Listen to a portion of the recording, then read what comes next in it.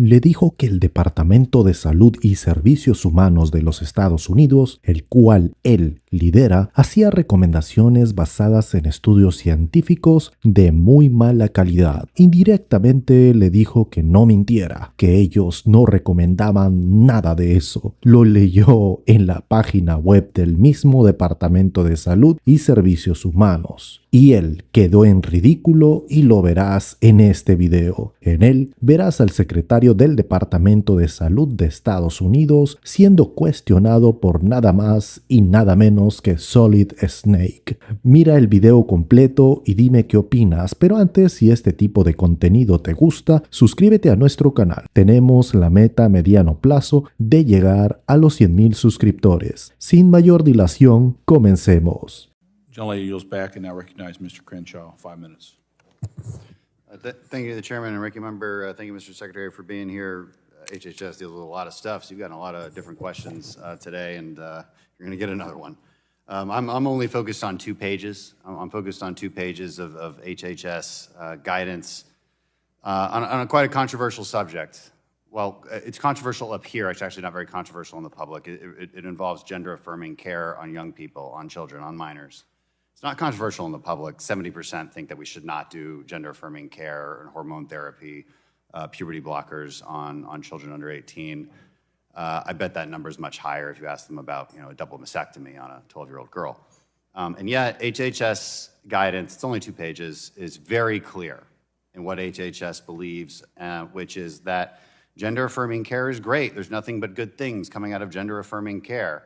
You should just believe a child immediately if they say they're a different gender and put them first on puberty blockers, a month later on hormones, and then put them in the physical body that they believe they should be in. I mean, that's very, very radical stuff and obviously very consequential. You're making permanent physiological changes to a child, and you would think that if you're going to do something like that, that we would have an unbelievable amount of evidence to show that it indeed results in positive outcomes. I mean, you'd agree with that at least, right? That you want the evidence. So first, Congressman, I have to say that nowhere what you've described do we say in any document from HHS.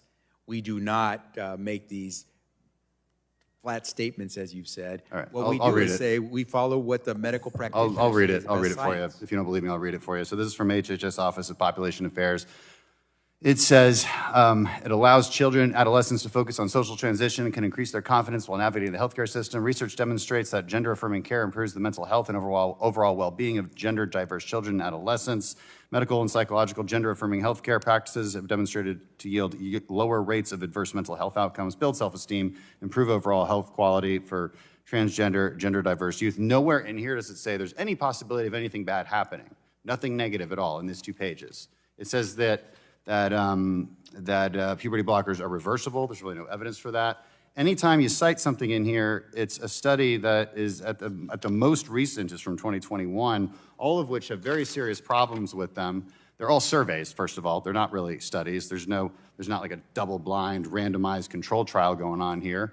In some cases, 14% actually received the hormones. And many of these studies are not even just on children, and most of the participants are over 18. So you can't really determine any kind of causation.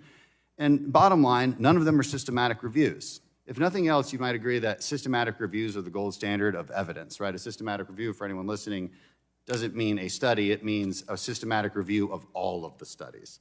One just came out, like last week, the CAS review, which... we're just going to put up this diagram here. One of the things it pointed out was how all of these studies that have been cited by all of these radical ideological medical associations that are lying to parents and doctors showed how they cite each other in this sort of circular reasoning in order to make their point.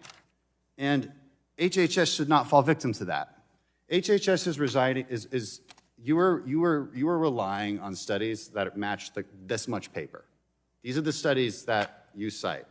This is the CAS review that just came out. That's a systematic review. That's the evidence that they're pushing out. That came from the British doctor, Hilary Cass. That's a huge difference in evidence. And that's a really big deal when we're talking about something as consequential as permanent physiological changes to children. I mean, right? Can I get maybe some agreement from you that you might want to take another look at this particular document from HHS, which is relying on old data, data that's from studies that have really been debunked in many ways. Can we at least look at it one more time? Congressman, I can assure you that we look at all studies because the services that we provide are based on an understanding what the best available science and evidence are. When we talk about a standard of care, it's not something we make up. It's based on what the major medical associations, by the way, those radical associations you mentioned, many of your colleagues are members of those so-called radical medical associations. Yeah, and they would probably agree that they become radicalized. Let me tell you something about standards of care. So you don't want me to finish the answer? Let me talk. The CAST review also studied, and they ranked 23 standards of care from all the countries. You know which ranked second to last? All of the ones you're citing here. The ones that you guys use, they ranked last as far as standard of care practice, as far as how good they are compared to other countries. That's a really damning statement from a systematic review from a very, very well-respected group of doctors. You are not relying on the best data. You're just not. And that is terrifying for our children. I'm out of time and I yield back. La doctora Hilary Cass, de quien se habla en el video, encargada de revisar los servicios para menores y jóvenes con disforia en el Servicio de Salud Nacional de Inglaterra, conocido como NHS, señaló que la medicina tiende a ser cauta al adoptar nuevos hallazgos, pero esto no ha sido así en el ámbito de la atención de género para niños. Encargó a la Universidad de York una serie de análisis sobre las guías y recomendaciones actuales para el manejo de la disforia en menores, encontrando que la mayoría de estas guías carecían de base independiente y de evidencia sólida. En cuanto al uso de bloqueadores, por ejemplo, y tratamientos hormonales, la revisión mostró que la evidencia de su eficacia y seguridad es limitada, con pocos estudios de calidad. Aunque algunos sugieren posibles beneficios, la falta de datos sólidos subraya la necesidad de una investigación más amplia y rigurosa. Por ejemplo, en cuanto al uso de bloqueadores de pubertad, de 50 estudios se determinó que solo uno era de alta calidad. De manera similar, de 53 estudios analizados en un cuarto estudio sobre el uso de tratamientos hormonales, solo uno fue de calidad suficientemente alta. ¿Y tú qué opinas? Déjamelo saber en los comentarios. Y aquí culmina este video. Si te gustó, dale like, comenta el video y compártelo. Gracias, hasta luego.